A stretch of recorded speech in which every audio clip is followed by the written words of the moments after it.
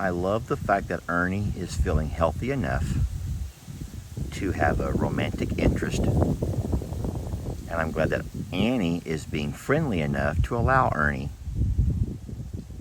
to be romantic. And then for anyone that wants to make an analogy, this over here is an example of YouTube. I want you all to watch Miss Pat's rabbits. Watch Miss Pat's rabbits. This is an example of what you get on Facebook. Listen, I'm no fool. I get it that there's a time and a place for bam, bam, bam, bam, bam. But there's also people that really do appreciate an introduction, a gradual increase, a climactic moment, and then a beautiful conclusion. That is what YouTube gives you when it comes to video creation.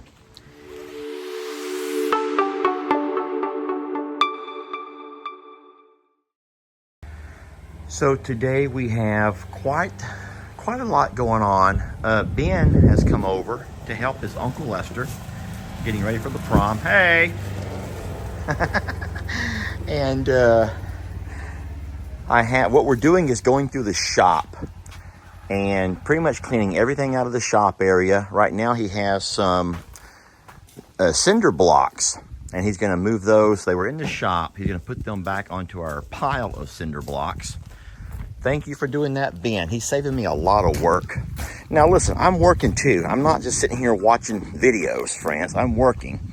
What I'm doing though, so I'm just going to say it. Ben's doing the manual labor, and I'm doing the finesse type jobs. For example, I'm moving the Propel water bottles over to the kitchen area, which this could also be manual labor. But Ben's doing harder jobs than I am. Ben's doing a lot of hard work, okay? I'm also going to get the blower and blow all of this area off here. We have to open up the moonwalks, get them moved out into the yard and anchored down. I'm setting up the DJ booth. Ben and I together will set all the tables up. It's coming along. It is really coming along nicely. And so we're excited about the event coming up tomorrow. See, here's what I'm doing. I'm getting all the water bottles moved around. See, I'm working, and I proved it right there. Jamie's going to work over here when she gets back, and she's going to set Eugene up, get him all decorated and prettied up.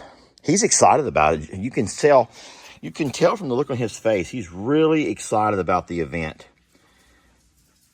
This will be his first event. He was not invited to come last year. The girls are helping too. The girls are great.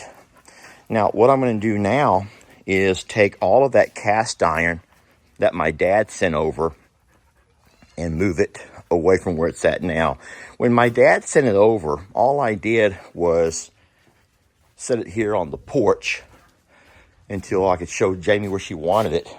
Now, I'm going to tell you right now, all of this came from my dad's. This is a really neat stove, a wood-burning stove. Christmas, we're not talking about you, sweetie. And we're going to move this wood-burning stove somewhere. I'm telling you what Jamie wants to do with it, and I'm hoping that you all can convince her not to. She wants to take that wood-burning stove, move it to her greenhouse, and use it to keep the greenhouse warm this winter, which I think that's a horrible idea. I'll tell you why. Because if you've ever had a wood-burning stove, and I bet most of you guys have during your lifetime, you can't regulate the temperature on these things. If you get them too hot, I told her it's going to melt everything in there. It's just, you're going to have your greenhouse just melt apart on you. I know how to put the vents up, and I can vent it out the back or the front door easy enough. You cannot go through the roof of a fiberglass greenhouse. You cannot. It has to vent out the back or the front door somehow. But the heat of this thing alone is just going to generate so much heat. Now, I guess you could build a small fire. I don't know, though. I love this, and my dad has been really good to take stuff like this and fix them up and clean them up. And I felt, baby, you have to stop, sweetie. It's not about you right now, my love. But we're going to move this around somewhere.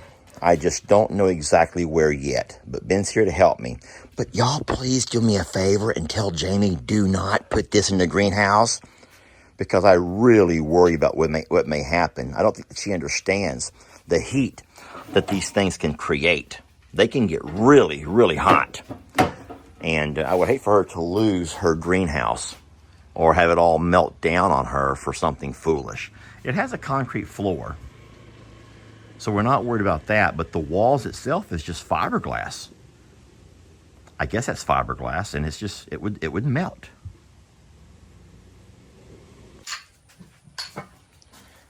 I think that this over here is the neatest thing I got from my dad. Can you imagine all the stuff we could cook in this if we ever had to? Like, you could boil water. You could boil water in this. You could gather water from the river or from any of the springs and boil your water. You could also make a soup if you wanted to, like, mix up some kind of a broth or something. You could cook beans.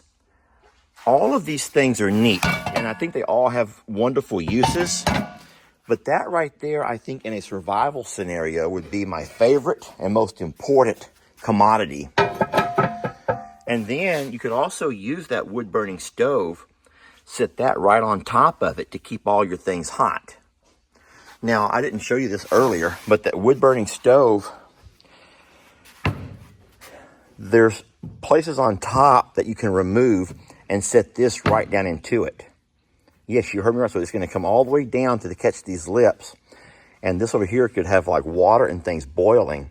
In the old days, this is going to sound, you're going to freak out when you hear this. I'm going to show you.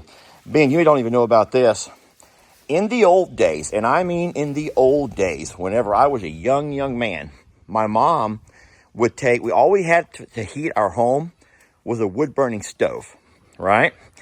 And so, for some reason, with the house being so hot, you can if you want to, it would make it where the house, everything was very dry. And my mom had to find a way. Will you open one of those? My mom had to find ways to make the house have more humidity. So we would sometimes put things like this with water on top for no other reason than to have the boiling water, the vapor of the water, kind of humidify the home, because otherwise you would get this very dry, cracking feeling. It would hurt your nostrils. You couldn't hardly breathe. And so the heat that this thing can produce was so intense that my mom would literally put water on top just to boil, just to create the steam, the vapor, which would kind of like humidify the house. Can you think about why that would be important?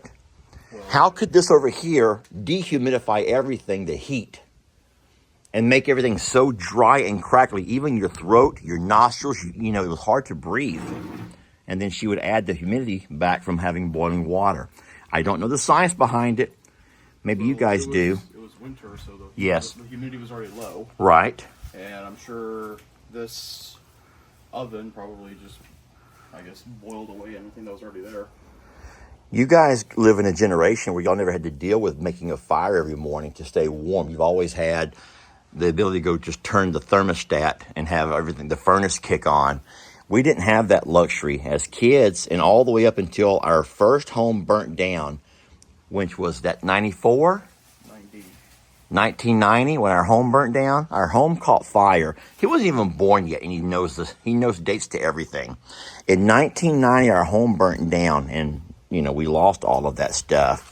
But the memories are still there, and that was something that I always remember. My mom would keep water on top of the wood-burning stove so that it would kind of humidify the house. Crazy. He's sitting here shaking his head. He goes, Lester, what did you tell me again? I said you were a kid in the 1980s, not the 1880s. And he cannot believe that in the 1980s, we only had a wood-burning stove and did not have a furnace. Electric heaters. No, We- like a heater you plug into the wall. We may have had a few of those, but this is the way we heated our home. We had a couple of those in different parts of the house. And my dad would wake up every morning, I'm turning my camera back around. You have no idea. Every single morning my dad would wake up and he had a little place kind of semi-close to the fire, and he had pieces of pine. Did he just not want to spend money or something? Well, we didn't have money, so it may have been a financial thing. But listen to me. My dad would go to the woods and get a pine knot. Do you know about a pine knot? Yeah. It's like the heart of a pine tree. Very flammable. Very flammable. And he would take his knife and a hammer and he would chip off pieces of it. And he'd sit there and he'd build a fire inside of our fireplace. And he'd put a little bit bigger sticks and twigs. And at some point he'd, excuse me. Sorry, a roaring fire. That's right. Papa told me a story about how one time some people were cutting trees down, and he saw like a huge pile of pine knots. And he wanted to take them home. Yeah. And the people that were cutting just lit them on fire. He got so mad about it. Oh, he got mad. Yeah. A similar story to going back to that generation was Mr. Dubb, the former owner of this property. I don't know if I ever told you this story or not, Ben. I'll tell you all right now. But Mr. Dubb was the same way. He did not want to let anything go. And he had a collection of pine, oak, pecan, mahogany, cedar. He had all these collections of wood that he had stacked up in their different groups. And whenever the movers came to move all of their things, Miss Sharon, his wife, never listed those as items to be moved. All they listed was things in boxes and things in totes. And Mr. Dubb, who's about my dad's age, when he found out they were not going to move all of his particles of his pieces of wood, he got so irate. Not with me, not with Miss Sharon. He got mad at the moving company. But they have an invoice. You know what that means? They have a list of all they're going to move based on an invoice. And Mr. Dubb was so mad that he had the devil come out in him. I watched the devil come out in that man because he was so mad they would not take all of these pieces of wood that he'd collected and gathered over the course of, I guess, his 18 years of living here. And he wanted to keep everything. Anyway, neat story about this wood stove. A story I've never talked about before. A story that you didn't know about. And my worry being, and I'll ask you real fast, Jamie wants to take this and move it to the greenhouse so that this winter she can make a fire in it and keep her plants warm through the coldest, nights of the winter. And I said it's a horrible idea. Because it's not a bad idea? I don't think so. So here's the problem. You can't regulate heat on this. If it gets too hot, it's just too hot. You can't do much besides open windows, open doors. But if you're not actually in the greenhouse to know how hot it actually is, I'm afraid you're going to walk out one morning and find all the walls melted. They had greenhouses before. Well, I guess they weren't plastic though. But they had greenhouses, before the Industrial Revolution. I know, That's but how they kept tropical plants cool in England. yeah, well, I'm sure they have ways to keep them warm, and they may maintain them. But we're not going to be out there maintaining a fire and keeping everything the right temperature. I think this is not going to close properly. It's closed. I'm sure the Victorian greenhouses were probably made of glass and metal. Maybe so. Probably Plastic so. and wood. Yeah, probably glass. Glass and metal, not plastic and wood. Anyway, interesting story.